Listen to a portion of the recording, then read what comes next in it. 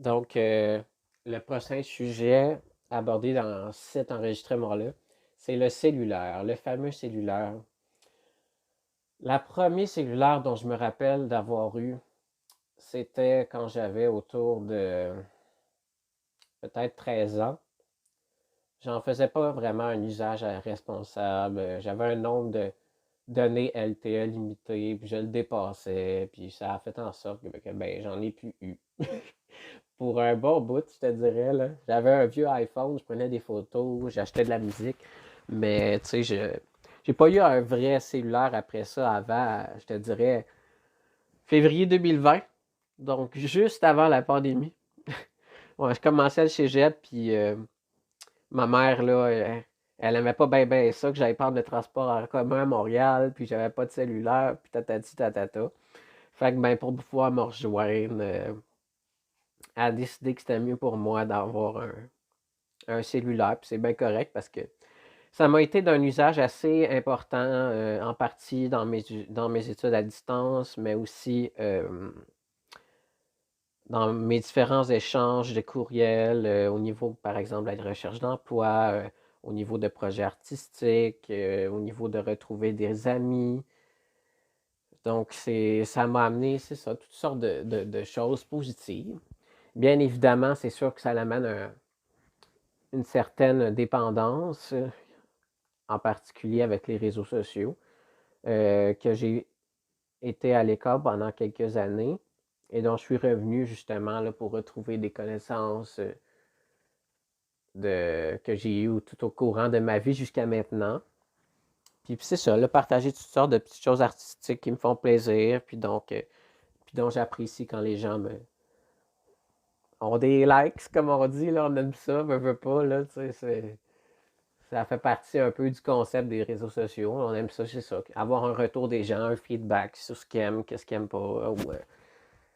Euh, Puis, tu sais, je pense que c'est ça. C'est une belle plateforme pour faire des projets artistiques, échanger, communiquer, voir des annonces, être à l'affût de ce qui se passe dans le monde.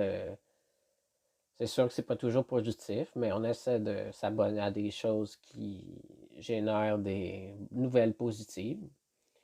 Moi, je suis particulièrement quelqu'un, comme vous savez, qui s'intéresse beaucoup au milieu artistique, donc c'est souvent ça qui tourne là, dans mon fil d'actualité Facebook ou Instagram. Fait que j'ai pas trop de nouvelles négatives, puis je suis content avec ça. Puis ça fait qu'au moins le temps que je peux passer, vu que j'en passe beaucoup, on va dire, ben, c'est pas des choses négatives. En tout cas, il y en a. Ben, ça peut arriver, mais en tout cas, il y en a moins qu'il pourrait en avoir par rapport aux choix que je fais. Puis bon, ça dépend bien évidemment de la personnalité de chacun, là, c'est sûr, là, puis les intérêts de tout le monde. Mais voilà, le cellulaire n'est pas un gros inconvénient comme certains peuvent le voir. Faut pas non plus, c'est ça que ça devienne une contrainte à discuter de vive voix ou avoir des relations sociales, physiques avec des gens. Mais je pense aussi que c'est une belle façon de. À défaut, par exemple, des fois, de ne pas avoir le guts, le courage de voir quelqu'un en face, ben, ça peut être une belle façon d'amener un sujet sur quelque chose qui nous dérange ou qu'on aimerait qu'il s'améliore ou sur des sentiments particuliers qu'on a pour une personne, tu sais, sans nécessairement trop élaborer, en sachant que, bien évidemment, il peut y avoir des risques de fausse identité sur Internet. Mais c'est ça. Le cellulaire, ça peut être cool, comme ça peut être pas cool. Mais je pense pas, c'est ça. Qu'il faut trop le culpabiliser. Puis, ben, c'est le fun pour appeler, pour texter. Ouais, d'ailleurs, comme vous le savez, j'aime bien écrire.